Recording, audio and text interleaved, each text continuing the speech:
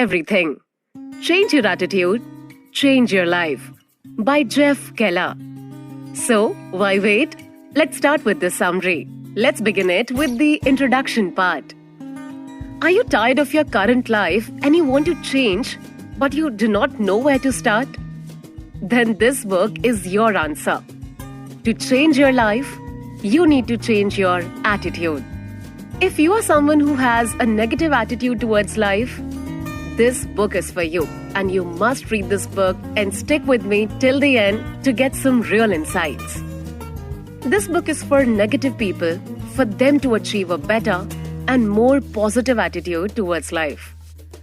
Once your attitude becomes positive, you will discover new things about yourself that you never thought you have before. This book is also for people who are positive, because this book has a lot of important concepts and it will help you grow to get even greater opportunities in life. So in short, it's for everyone. Those who are struggling and have that negative mindset in life, and those who are positive as well. This book has the power to transform your world. Your attitude is everything. Once you change your attitude, your possibilities and your outcome will change too. This book will teach you how to think, speak, and act. In this first section, you will learn the importance of your mind in your success. You will learn how to use thoughts to shape your world just the way you want. In the second section, you will learn the importance of speaking. Using a positive language can boost your life towards endless greatness. In the third section, you will learn the importance of acting. Nothing good can come your way if you do not stand up and start taking actions towards your goals. You agree with me, right? So get ready to dive into a world of knowledge that will teach you how to grow and become more successful than you can ever imagine. Let's start with the part 1. Success begins in the mind. Your attitude is your window to the world. So guys, you must be thinking that what does it mean when I say attitude? Your attitude is the way you look at the world. It can determine the way your day can go. Two people may experience the same thing at the same time, but they will have different feelings about it, because it all depends on their attitude. When we were children, we all started with a clean and positive attitude towards life. We believed that even though we fall many times, we could walk, run, or ride a bicycle. We never blamed the world or anyone else for our failure. But as we grew up, we received a lot of criticism from our parents, from our friends, and teachers. This can cloud our judgment. Our filter is no longer clean and clear, so we can't look at the world like we used to do. The positivity is clouded by other experiences we faced in the past. So now, you have to clean your window to the world. People and other external factors may motivate you for a while, but only you can change your attitude. You may be thinking that you do not have the power to do it. But the reality is, you can change your attitude because history proves that a lot of people have succeeded before you. Here is a story that can prove that changing your attitude is possible for everyone. Viktor Frankl was a prisoner in the Nazi death camps. He suffered daily from hunger, cold, and inhumane experiences. To make matters worse for him, all his family died either in the camp or in gas chambers. His life was the definition of misery. If you look at his chances, he had nothing positive to keep him alive. He was living in hell. Anyone in his shoes would have given up. But he didn't. He believed that attitude is everything. He believed that if everything was taken from him by force, he can still survive as long as one thing still remains. That is, his power to choose. The power of choice is our attitude. Even though he was in prison, he was still learning. The most important lesson he learned was that your circumstances don't matter. What matters is the way you look at them. Prison can be cruel. Viktor Frankl watched what prison was doing to the other inmates. They let circumstances determine their identity. But he was different. He believed that lack of sleep, food, or mental and physical health doesn't determine who he is or who he is going to be in the future. The only way to survive as a successful person is if he adopted a positive attitude. Just because you're in a prison doesn't mean you're a prisoner. You're free as long as your positive attitude is yours. Viktor Frankl didn't only survive his difficult circumstances, but he also came out one of the strongest and most influential figures in psychology. You can take a look at his wisdom in his best-selling book, Man's Search for Meaning. Coming to the next chapter, you are a human magnet. So just like many of us, surely you have also wondered why some people succeed while others do not. The answer is simple. We are what we think we are. If you keep thinking about some goal that you want to achieve, all your energy will be focused on that particular dream. You will find yourself taking steps naturally because your attitude has been set to achieve it. We attract what we believe in strongly. If we believe that we can achieve something and this thought becomes dominant in our brains, then guess what? We can do it. If your goal is to build a positive attitude, then you must think positive thought all day long, not only for a few seconds. Jeff Keller, the author of this book, tells the story of how he became a real estate owner.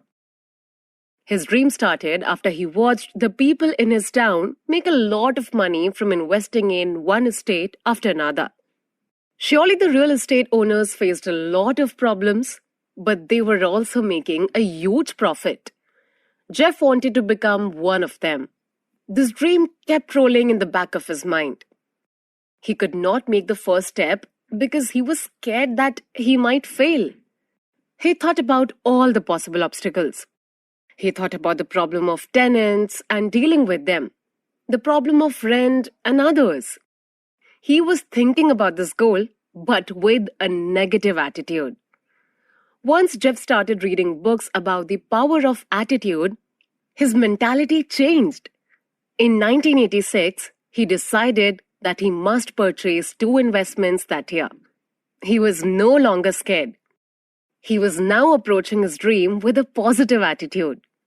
He set a goal to buy 2 homes this year. That was the only thing he thought about for 6 months. Every evening he would go to real estate agents to look for homes.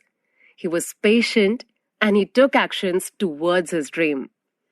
Before the end of the year, he managed to buy 2 homes just like he wanted. If his attitude didn't change, this would have not been possible. Now he is a successful real estate owner. Let's come to the next chapter. Picture your way to success. In order to be able to achieve your goals, you must have a clear image of your desired destination. Many famous athletes and singers say that they have been imagining their success since their childhood.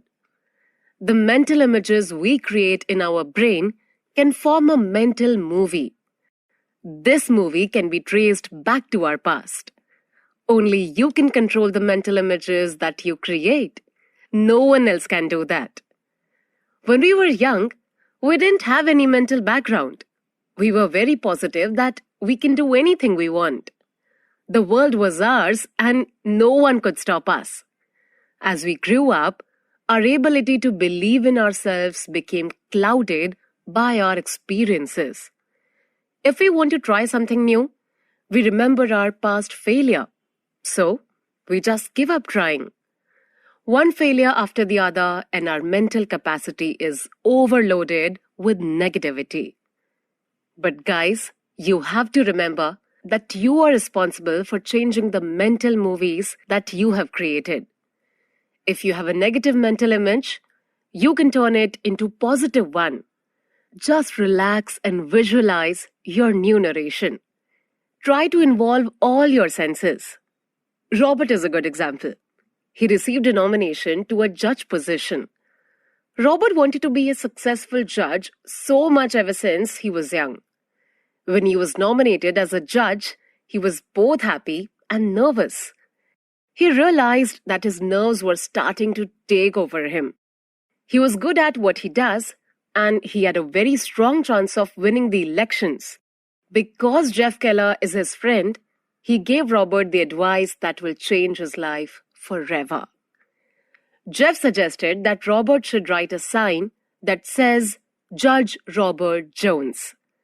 This sign should be kept on close to Robert's side wherever he went. So Robert had one even in his wallet. By constantly looking at the sign he wrote, Robert was reminded of his dream in every second. Without him realizing it, he was being conditioned to act like a judge all day long. Stronger images started to form in his brain. He is now convinced that he's a judge and he can do it. He starts taking actions to make these images reality. He campaigned more than he used to, and he pushed his party to work their best in getting more voters to his side. Robert was strong, but these mental images made him stronger. Once images turn into positive attitudes, nothing can stop you from creating what you wish in life. And we are in the next chapter. Make a commitment and you will move mountains. No goal can be achieved without commitment. You must know that. Commitment is the core of achievement. It can be defined as the willingness to do whatever it takes to reach one's goal. Commitment is magic. When you focus on a dream, you notice that you will experience new paths in life that will lead you to your dream. These paths existed before, but when you commit to something, you start attracting them towards you. However, commitment is not everything. Life will test you by throwing obstacles your way. You must be patient and never give up. Commitment is not just about doing whatever it takes, but it is also about staying strong for as long as it takes. In 1999, Jerry Gladstone started his own company. He was selling collectibles. He loved toys and other merchandise. A year later, he came to a decision. He wanted to only focus on selling animation art. Jerry was selling animation art from different studios. He was not satisfied with the outcome of his company. He knew that if he wanted to make some real success, he would have to focus only on selling Disney art. So he contacted Disney, but they refused his offer. He didn't give up. He kept on contacting Disney for 3 years. He was so committed to calling them that once one of the Disney executives got angry. She left him a voicemail telling him that he will never get a deal with Disney. So what happened next? Did Jerry just give up? No. He kept on calling more and more executives until they all got tired of his persistence and they offered him a deal. Jerry will get access to Disney artwork, but only if he opened his shop in Minnesota or Massachusetts. He was living in New York and he loved his town. Although Jerry didn't want to move, he found himself flying the next day to Boston, Massachusetts. He secured a location and then he called Disney again. When the executives saw his commitment, they let him join the Disney program. 1 year later, he was given permission to open his New York store. After 10 years, Jerry became one of the biggest animation art sellers in the world. See the magic of commitment? Now we are on part 2. Watch your words. Your words blaze a trail. You may be wondering, why talk about words and why word selection is important? You should know that your words can make or break your future. Right. Words reinforce your attitude. If they are positive, then your attitude will be positive as well. If they are negative, then your attitude will be negative. So we must be aware of the words that we say. And the whole process starts with thoughts, words, beliefs, actions, then results. Once you build a positive mental image in your brain, start speaking a positive language that will direct you towards your goals. You can also share your dreams with others, but you have to be careful. Only share your positive talk with people that are extremely positive. These people have the power to help you rise. They may even become your accountability partner. The story of Colors is very inspiring. Kent Colors was a scientist who worked at NASA. He led the search for extraterrestrial intelligence project. Kent had a doctorate in physics, and he was trying to develop software that will indicate the possibility of finding living beings in the universe. This thought seems impossible, but he was working hard to achieve his goal. The problem that he faced was not that his idea was complicated, but that he had a physical condition that hindered his progress. He refers to his physical problem as trivial condition, by which he means it was not bothering him or his work that much. But the truth is, Kent is blind. Yet he knew that if he referred to his condition by using stronger and negative language, he would be giving the disability a lot of power over his life. So, he decided to control his words, and by controlling his words, he was controlling the effect that blindness had on him. Ken Colors enjoys his exciting job at NASA. He succeeded on getting a doctorate in physics even though he is blind. It is not impossible for him to succeed on his NASA project as well. Imagine how much power you would have if you looked at all your obstacles as just an inconvenience and didn't give them power to destroy your chances of success. Your life will change so much and for good. Next chapter we have is, how are you? How many times do you get asked this question a day? A lot, I assume. But we often ignore the importance of this question because we got used to answering it and it became a habit. But guys, are you aware of the effect it has on you? Probably not. If you answer this question frequently, then this counts like a type of self-talk that will help direct your day. Try to ask yourself right now, how are you? Your answer can be negative, mediocre, or positive. It is better to join the positive group. Even if you do not feel like you're doing fine today, just say it and you'll start feeling great. I know what will help you. This story is a perfect example. Let's read about that. Sally feels tired. She gets asked in her job, "How are you?" constantly. She would be honest and says that she's tired. What she'll be doing by giving this answer is reinforcing her belief that she is tired. As the day goes by, she will start to feel worse and more tired. You'll probably notice that she's sleepy and she's starting to fall out of her chair in the office. Now, think about the office mate who asked her about how she is. Do you think he feels positive after hearing an answer such as, "I'm tired"? No. The office mate will feel tired too after listening to her. So by answering this way, Sally has brought herself down and her friends as well. When Sally went home, she was exhausted. She falls onto her favorite chair and checks her lottery ticket. To her surprise, she realizes that she won the lottery. She won $10 million. Remember that Sally is exhausted? But now she is happy. So she jumps off her chair and she starts celebrating her good luck. She would call all her friends and family to tell them the good news, and she probably won't sleep that night. The question is, how did Sally get the energy to celebrate? She was so exhausted from work. The trick is in her mental state. When she tells everyone that she was tired, she decided to focus on that feeling all day, and that only made matters worse for her. If she focused her energy on something positive, she would have felt terrific through